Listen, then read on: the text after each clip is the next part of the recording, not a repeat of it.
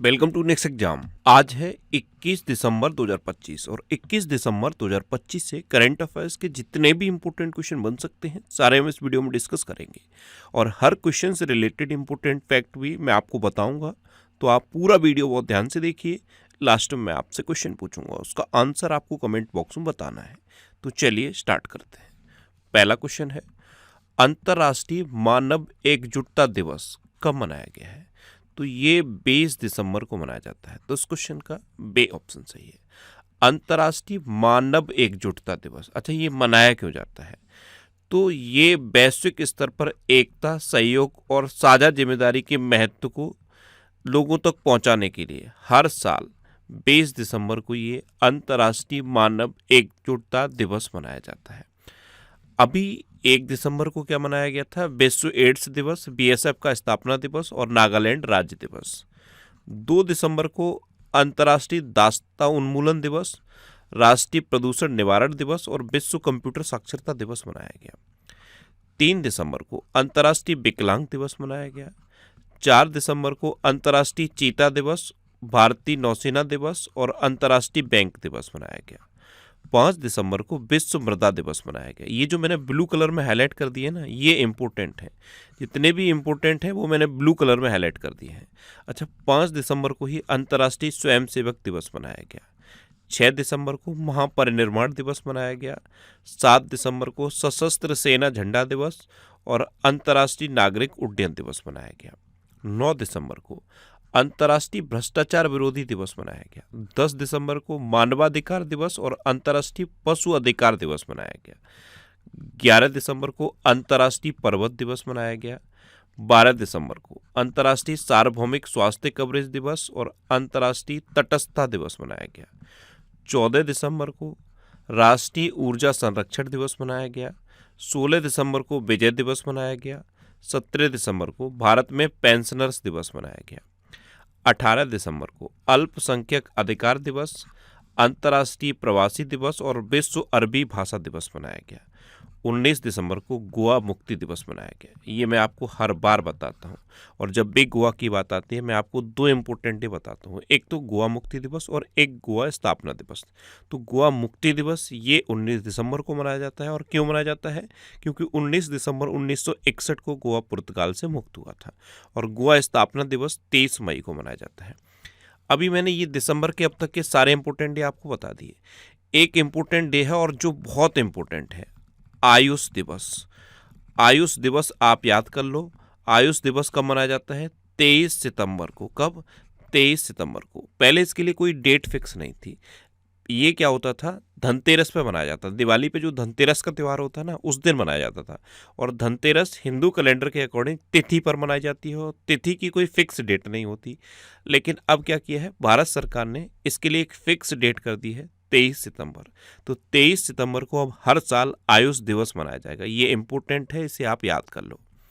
Next question है, किस देश की मेची वेंट हाउस अंतरिक्ष में जाने वाली पहली व्हील चेयर यूजर बनकर इतिहास रचेंगी? तो देखो ये है मेची वेंट हाउस। ये अमेजन की जो कंपनी है ब्लू ओरिजिन, इसके थ्रू अभी अंतरिक्ष में जाएंगी और ये व्हील चेयर पर जाएंगी। और ऐसा ये पहला रिकॉर्ड होगा कि कोई महिला एस्ट्रोनॉट व्हील चेयर पर अंतरिक्ष में जाएगी। तो ये कहाँ की है? मेची वेंट हाउस, ये जर्मनी की है। तो उस क्वेश्चन का सी ऑप्शन सही है। अब जर्मनी की है ना, तो ये है मैप में जर्मनी। जर्मनी कैपिटल है वर्लिन, जर्मनी करेंसी है यूरो और जर्मनी के प्रेसिडेंट है फ्रैंक वॉल्टर स्टेनमेयर। कौन है? Frank Walter Steinmeier. अच्छा, जर्मनी के बारे में एक क्वेश्चन मैंने आपको बताया था। जर्मनी 34 साल बाद दुनिया का शीर्ष ऋण दाता बनकर उभरा है। क्या? 34 साल के बाद जर्मनी दुनिया का शीर्ष ऋण दाता बनकर उभरा था। ये मैंने आपको बताया था। एक और क्वेश्चन मैंने आपको जर्मनी के बारे में बताया था कि 2025 में फ्री स्टाइल शतरंज ग्रैंड स्लैम प्रतियोगिता जर्मनी में हुई। 2025 में जो फ्री स्टाइल शतरंज ग्रैंड स्लैम प्रतियोगिता है वो जर्मनी में हुई थी। और जर्मनी के वैज्ञानिकों ने अपशिष्ट को कम करने के लिए प्लास्टिक खाने वाले कवक की खोज की। ये बहुत इंपॉर्टेंट है। जर्मनी के वैज्ञानिकों ने अपशिष्ट को कम करने के लिए प्लास्टिक खाने वाले कवक की खोज की थी। इतना आप जर्मनी के बारे में याद रखो। नेक्स्ट क्वेश्चन है, किस देश ने विश्व के पहले वायरलेस रेल काफिले का परीक्षण किया है? तो ये चीन ने किया है। इसमें क्या है, देखो 7 रेलगाड़ियां थी और सातों रेलगाड़ियां किसी वायर के थ्रू या किसी कपलिंग के थ्रू कनेक्ट नहीं थी। ऐसी टेक्नोलॉजी डेवलप की है कि ये वायरलेस कनेक्ट थी और 5000 टन भार ले जाने वाली ये 7 रेलगाड़ियां आपस में वायरलेस कनेक्ट थी और इनका सफल ट्रायल अभी चाइना ने कर लिया है। तो उस क्वेश्चन का बी ऑप्शन सही। अभी तक क्या होता है, जैसे रेलवे के डिब्बे होते हैं ना, ये आपस में यहाँ कपलिंग के थ्रू कनेक्ट रहते हैं। अब चाइना ने क्या किया, ये वायरलेस कनेक्टेड है, बिना किसी कपलिंग के कनेक्ट हैं और बहुत तेज रफ्तार से चाइना ने इसका सफल ट्रायल किया है। ऐसा पूरे दुनिया में पहली बार हुआ है। अब किसने किया है? चाइना ने किया है ना। तो ये है मैप में चाइना। चाइना कैपिटल है बीजिंग, चाइना करेंसी है रेनमिनबी और चाइना के प्रेसिडेंट है जी जिनपिंग। देखो चाइना के बारे में ये 2 फैक्ट आप याद रखो। देखो दुनिया का स्टील का सबसे बड़ा उत्पादक चाइना है और तंबाकू का सबसे बड़ा उत्पादक भी चाइना है। इसीलिए मैंने यहाँ पे लिख दिया है विश्व तंबाकू निषेध दिवस कब मनाया जाता है? 31 मई को। तंबाकू का सबसे बड़ा उत्पादक चाइना है तो तुरंत माइंड में ये आना चाहिए कि विश्व तंबाकू निषेध दिवस कब मनाया जाता है? 31 मई को। अब इसे आप ऐसे लिंक कर लो, गोवा मुक्ति दिवस कब मनाया जाता है? 19 दिसंबर को। और गोवा की बात आती है तो गोवा स्थापना दिवस माइंड में आना चाहिए, 23 मई को गोवा स्थापना दिवस मनाया जाता है। उसके जस्ट अगले दिन 31 मई को विश्व तंबाकू निषेध दिवस मनाया जाता है। और तंबाकू जैसे ही सुनो ना, या फिर तंबाकू का आप कहीं ऐड देखो, तुरंत आपके माइंड में क्लिक कर जाना चाहिए कि तंबाकू का सबसे बड़ा उत्पादक कौन है? चाइना। अच्छा, चाइनीज भाषा दिवस कब मनाया जाता है? ये 20 अप्रैल को मनाया जाता है। चीन ने विश्व कृत्रिम बुद्धिमत्ता सहयोग संगठन की स्थापना का प्रस्ताव रखा। चीन ने अत्याधुनिक तरीके से लैस तीसरा विमान वाहक पोत फुजियान लॉन्च किया। चीन ने पहली बार थोरियम यूरेनियम ईंधन रूपांतरण में सफलता प्राप्त की। एशियाई युवा खेल 2025 की अंतिम पदक तालिका में चीन टॉप पर रहा। चीन की CR-450 हाई स्पीड ट्रेन ने 453 किलोमीटर पर आवर की स्पीड अचीव की। आप एक चीज नोटिस करोगे, चाइना ट्रांसपोर्ट के मामले में बहुत तेजी से अपडेट हो रहा है। Bullet train, high speed train, ये जो ट्रेन है ना CR-450, इसका सफल ट्रायल किया था। इसका नाम ये 450 इसीलिए रखा गया था कि ये 450 की स्पीड अचीव करेगी, लेकिन इसने कितनी अचीव की? 453 की, यानी कि टारगेट से ज़्यादा अचीव की। ये हाई स्पीड ट्रेन है, इसका सफल ट्रायल चाइना ने अभी कर लिया है। चीन में भारतीय दूतावास में रविन्द्रनाथ टैगोर की प्रतिमा का अनावरण किया गया। चीन ने स्टील जेलीफिश ड्रोन विकसित किया और भारत ने चीन से पटाखों की गैर कानूनी तस्करी रोकने के लिए ऑपरेशन फायर ट्रेल शुरू किया। क्या किया? Operation fire trail. अच्छा, ये दिसंबर के सेकंड वीक का बेकली करंट अफेयर्स का वीडियो है। ये वीडियो आपको यूट्यूब पर फैक्ट स्टडी चैनल पर मिल जाएगा। ये जो बेकली वीडियोस हैं, इनको देखने से क्या होता है, पूरे बेक के करंट अफेयर्स आपके रिवाइज होते हैं। इसलिए मैं ये बेकली वीडियो बनाता हूँ। आप चाहो तो इस वीडियो को देख सकते हो। आप देखना, आपके पूरे बेक के करंट अफेयर्स आपके रिवाइज हो जाएंगे। तो यूट्यूब पर फैक्ट स्टडी सर्च करो, उस चैनल को सब्सक्राइब कर लो, इस तरह की वीडियो वहाँ पे आपको मिलती रहेंगी। नेक्स्ट क्वेश्चन है, हाल ही में प्रधानमंत्री मोदी ने कहाँ गोपीनाथ बोरदोलोई अंतर्राष्ट्रीय हवाई अड्डे के नए टर्मिनल भवन का उद्घाटन किया है? तो प्रधानमंत्री मोदी ने अभी असम के गुवाहाटी में गोपीनाथ बोरदोलोई अंतर्राष्ट्रीय हवाई अड्डे के एक नए टर्मिनल का उद्घाटन किया। और ये जो टर्मिनल है ना, इसको पारंपरिक रूप से डिजाइन किया गया है। पारंपरिक रूप से डिजाइन करने का मतलब है इसमें जो बांस है, असम का जो बैम्बू है, उसका यूज किया गया है। बांस से ये इंफ्रास्ट्रक्चर बनाया गया। ये जो इंफ्रास्ट्रक्चर आपको दिख रहा है ना, पूरा बांस से बनाया गया है। और आपको पता है असम में काजीरंगा नेशनल पार्क है, तो नेशनल पार्क की थीम में इसमें दी गई है। और काजीरंगा नेशनल पार्क किसके लिए फेमस है? एक सींग वाले गेंडे के लिए। तो एक सींग वाले गेंडे को भी यहाँ पर रिप्रेजेंट किया गया है। और ये जो गोपीनाथ बोरदोलोई अंतर्राष्ट्रीय हवाई अड्डा है, ये अडानी के अंदर आता है, यानी कि अडानी इसे ऑपरेट करते हैं। तो अडानी का ये एयरपोर्ट है और इसके नए टर्मिनल का उद्घाटन प्रधानमंत्री मोदी ने किया है। ध्यान रखना, ये एयरपोर्ट है कहाँ पे? गुवाहाटी में। तो उस क्वेश्चन का सी ऑप्शन सही। और इसकी जो कैपेसिटी है ना, 1.3 मिलियन यात्री एक साल में इस टर्मिनल से ट्रेवल कर सकते हैं। अब यहाँ पे प्रधानमंत्री मोदी ने गोपीनाथ बोरदोलोई की मूर्ति का अनावरण भी किया है। अब ये कौन थे? ये असम के पहले चीफ मिनिस्टर थे, गोपीनाथ बोरदोलोई। इन्हीं के नाम पर ये एयरपोर्ट है और इसी के नए टर्मिनल का उद्घाटन प्रधानमंत्री मोदी ने किया है। नेक्स्ट क्वेश्चन है, हाल ही में किस राज्य का तटीय क्षेत्र एक रणनीतिक दुर्लभ पृथ्वी अयस्क केंद्र बनकर उभरा है? तो ये आंध्र प्रदेश का जो तटीय क्षेत्र है, ये एक रणनीतिक दुर्लभ पृथ्वी अयस्क, जो रेयर अर्थ एलिमेंट है, उसको कहते हैं दुर्लभ पृथ्वी अयस्क, इसका केंद्र बनकर उभरा है। तो उस क्वेश्चन का बे ऑप्शन सही है। किसका तटीय क्षेत्र? आंध्र प्रदेश का तटीय क्षेत्र। किसके लिए? रेयर अर्थ एलिमेंट के लिए एक केंद्र बनकर उभरा है। अब आंध्र प्रदेश, तो ये है मैप में आंध्र प्रदेश। आंध्र प्रदेश की कैपिटल है अमरावती। आंध्र प्रदेश के चीफ मिनिस्टर है चंद्रबाबू नायडू। अभी एडीआर की रिपोर्ट आई थी, एडीआर की रिपोर्ट में चंद्रबाबू नायडू सबसे धनी मुख्यमंत्री घोषित किए गए थे। अच्छा, आंध्र प्रदेश के गवर्नर हैं जस्टिस अब्दुल नजीर। देखो, केले के उत्पादन में और फलों के उत्पादन में पूरे भारत में आंध्र प्रदेश नंबर 1 पे है। आंध्र प्रदेश की पोंडरू खादी को अभी जीआई टैग मिला। ये अभी इंपॉर्टेंट है, अभी मैंने आपको बताया था पोंडुरी खादी आंध्र प्रदेश की खादी है और इससे अभी जीआई टैग मिला था। आंध्र प्रदेश के पर्यटन विभाग ने बाढ़ के कारण भवानी द्वीप को बंद कर दिया। भारत की सबसे बड़ी भूतापीय ऊर्जा प्रौद्योगिकी पायलट परियोजना ये आंध्र प्रदेश में स्थापित करने की घोषणा की गई।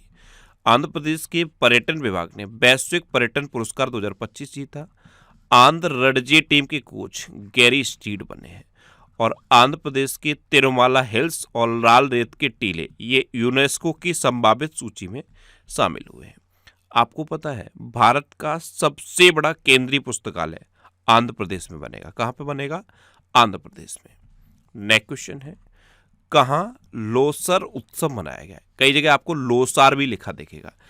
ये लद्दाख में मनाया जाता है। ये एक तिब्बतीय बौद्ध त्योहार है, नए साल के रूप में इसको मनाया जाता है और कई यहाँ पे चीज़ें होती हैं। घरों की साफ सफाई होती है, घर के ऊपर रंगीन झंडे लगाए जाते हैं, प्रार्थना की जाती है, पारंपरिक नृत्य होता है, देवताओं को प्रसाद चढ़ाया जाता है। इस तरह से ये त्यौहार मनाया जाता है लोसर उत्सव, यानी कि ये एक नव वर्ष का प्रतीक है, लद्दाख में मनाया जाता है। अभी ये लद्दाख में शुरू हो गया है।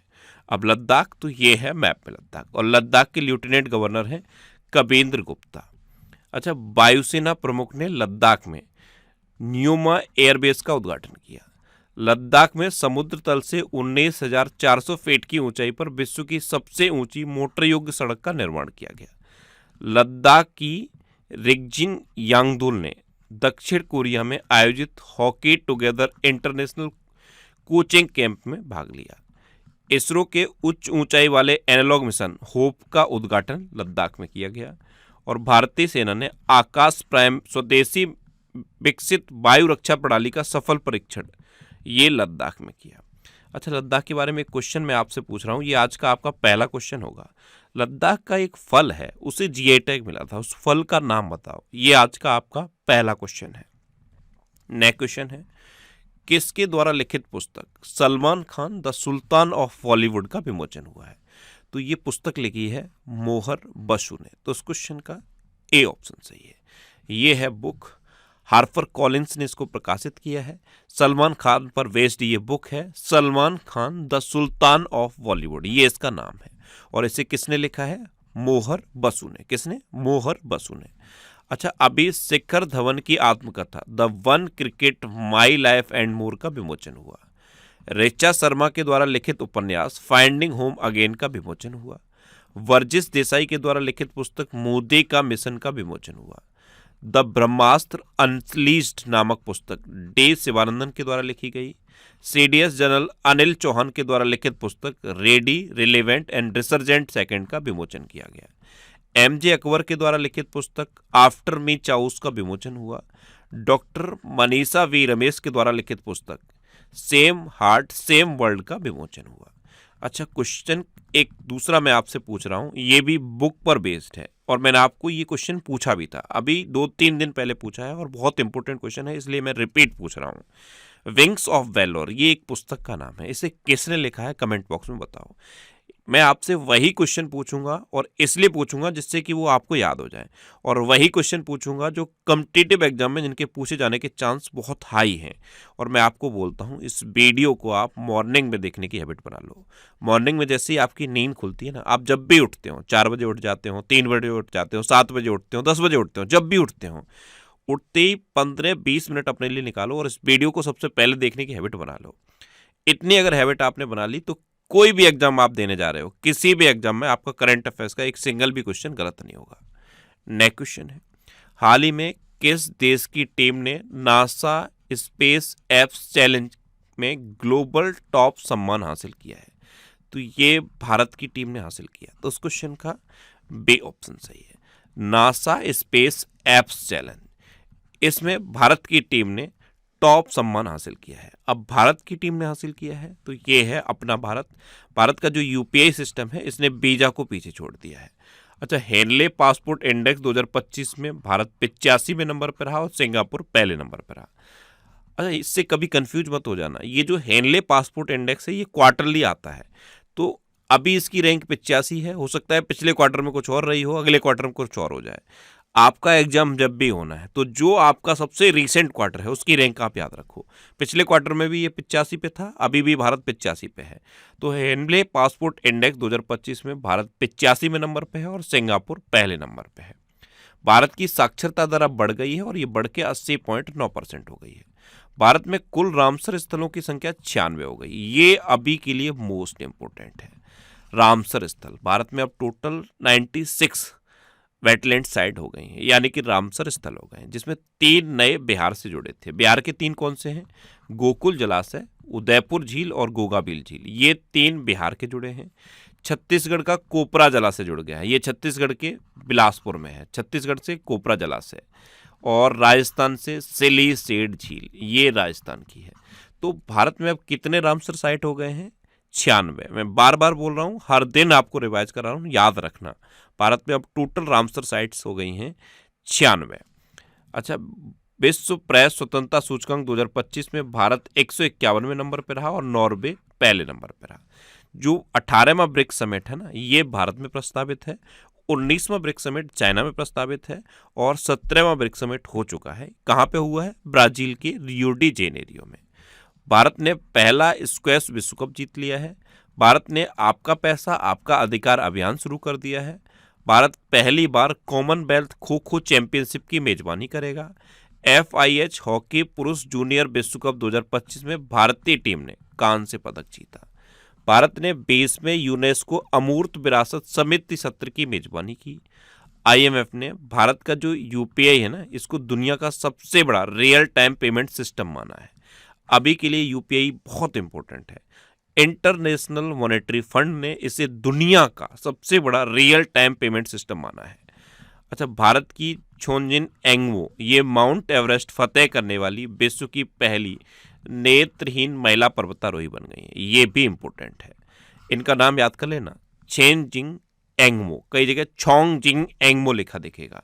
ये भारत में हिमाचल प्रदेश की हैं और ये माउंट एवरेस्ट फतेह करने वाली विश्व की पहली नेत्रहीन महिला पर्वतारोही बन गई हैं। अच्छा, पुर्तगाल में आयोजित WFDF वर्ल्ड बीच अल्टीमेट चैंपियनशिप 2025 ये भारत ने जीती है। भारत के बारे में कुछ और फैक्ट मैं आपको बताता हूँ। भारत में पहली बार नदी डॉल्फिन का सर्वेक्षण हुआ और 6300 से अधिक नदी डॉल्फिन भारत में पाए गए। दुनिया में जितने भी देश कैंसर से पीड़ित हैं ना, उनमें सबसे अधिक कैंसर मृत्यु अनुपात अपने देश भारत में दर्ज किया गया है। और भारत ने बीजा की एक नई कैटेगरी शुरू की है, आयुष बीजा।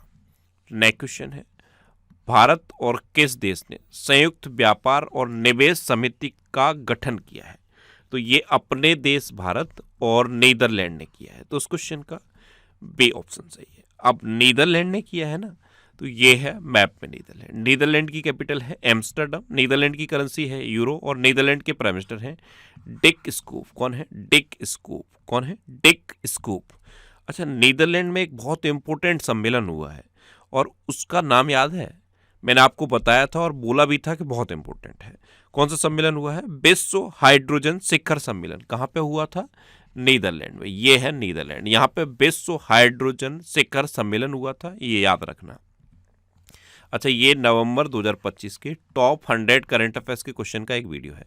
बहुत सारे स्टूडेंट कमेंट करते थे, सर पूरे मंथ के करंट अफेयर्स का वीडियो बना दिया करो, वीकली बना दिया करो, टॉपिक वाइज बना दिया करो। तो ये सब वीडियो मैंने स्टार्ट कर दिए हैं और ये वीडियो सारे आपको यूट्यूब पर फैक्ट स्टडी चैनल पर मिलेंगे। तो यूट्यूब पर फैक्ट स्टडी सर्च करके आप इन वीडियोज़ को देख सकते हो। नेक्स्ट क्वेश्चन है, हाल ही में किसने रेस्पॉन्ड बास्केट 2025 लॉन्च किया है? तो ये इसरो ने लॉन्च किया है। तो उस क्वेश्चन का ए ऑप्शन सही है, रेस्पॉन्ड बास्केट। ये क्या है? जो शैक्षणिक संस्थान है, विश्वविद्यालय है, वहाँ पे जो भी रिसर्च होती रहती है, वहाँ से नए नए आइडियाज़ को कलेक्ट करने के लिए है। तो इसरो ने इसे शुरू किया है, रेस्पॉन्ड बास्केट 2025। अब इसरो यानी कि इंडियन स्पेस रिसर्च ऑर्गेनाइजेशन, इसकी स्थापना कब हुई? 15 अगस्त 1969 को।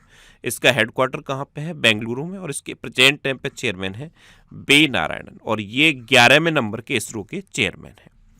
नेक्स्ट क्वेश्चन है, किस मेट्रो स्टेशन पर दिल्ली मेट्रो संग्रहालय का उद्घाटन हुआ है? तो दिल्ली मेट्रो म्यूजियम, इसका उद्घाटन अभी सुप्रीम कोर्ट स्टेशन पे हुआ है। तो उस क्वेश्चन का सी ऑप्शन सही है। नेक्स्ट क्वेश्चन है, किस एआई स्टार्टअप ने आम जनता के लिए एक एआई कानूनी ऐप लॉन्च किया है? तो केरल बेस्ड एक लीगल टेक स्टार्टअप है लेजिट एआई। इसने क्या किया है? आम जनता के लिए एक एआई कानूनी ऐप लॉन्च किया है, जिससे कानूनी सहायता सरल और सुलभ हो जाएगी। तो उस क्वेश्चन का बी ऑप्शन सही है। ध्यान रखना, ये केरल बेस्ड एक टेक स्टार्टअप है, legal tech startup legit AI. इसने ये कानूनी ऐप लॉन्च किया है। नेक्स्ट क्वेश्चन है, हाल ही में हुरून इंडिया 2025 सेल्फ मेड अरबपतियों में कौन शीर्ष पर रहे हैं? तो जोमेटो के फाउंडर हैं दीपेंद्र गोयल। ये हुरून इंडिया 2025 सेल्फ मेड अरबपतियों की लिस्ट में टॉप पर रहे हैं। तो इस क्वेश्चन का ए ऑप्शन सही है। देखो, अब जोमेटो का नाम इटरनल कर दिया है। जोमेटो अपने आप में जोमेटो ही रहेगा, लेकिन हुआ क्या है, जोमेटो ने ब्लिंकिट को एक्वायर कर लिया और भी कई कंपनियां एक्वायर कर ली। तो ये एक कंप्लीट इकोसिस्टम बन गया, और इस इकोसिस्टम का नाम दीपेंद्र गोयल ने क्या रख दिया है? इटरनल। जैसे पेटीएम एक कंपनी थी, पेटीएम ने फिर बैंक भी खोला, पेटीएम ने फास्टैग भी लॉन्च किए, पेटीएम ने बहुत सारे काम किए। तो पूरा जो इकोसिस्टम था उसका नाम क्या रख दिया? 197 कम्युनिकेशन। तो पेरेंट कंपनी कौन बन गई? 197 कम्युनिकेशन। ऐसे ही जोमेटो ने अब ब्लिंकिट को एक्वायर कर लिया है, और भी छोटी छोटी बहुत सारी कंपनियां एक्वायर कर ली हैं। तो एक कंप्लीट कंपनियों का एक ग्रुप बन गया है, और उस पूरे ग्रुप के लिए एक पेरेंट कंपनी बना दी है इटरनल। तो उसका नाम इटरनल रखा है। जोमेटो अभी भी जोमेटो है। तो हुरून इंडिया 2025 सेल्फ मेड अरबपतियों की लिस्ट में दीपेंद्र गोयल टॉप पर रहे हैं, और दीपेंद्र गोयल की पहचान ही जोमेटो से है। दीपेंद्र गोयल नाम आता है तो तुरंत माइंड में आता है कि जोमेटो के फाउंडर है, या जोमेटो के फाउंडर का अगर नाम आपसे पूछा जाए तो दीपेंद्र गोयल माइंड में आता है। ये हुरून इंडिया 2025 सेल्फ मेड अरबपतियों की लिस्ट में टॉप पर रहे हैं। अच्छा, ये करंट अफेयर्स की बुक है, इसका ये 7th एडिशन है, और 8th एडिशन बहुत जल्दी लॉन्च होने वाला है। और ये बुक जो है ना, ये आपको इतने सिटीज़ में मिल जाएगी। ये जो सिटीज़ की लिस्ट है ना, इस लिस्ट में आप अपने सिटी का नाम देखो, आपके सिटी के नाम के आगे जिस भी बुक शॉप का नाम दिया हुआ है, आप उस पर कॉन्टैक्ट करो, आपको ये बुक मिल जाएगी।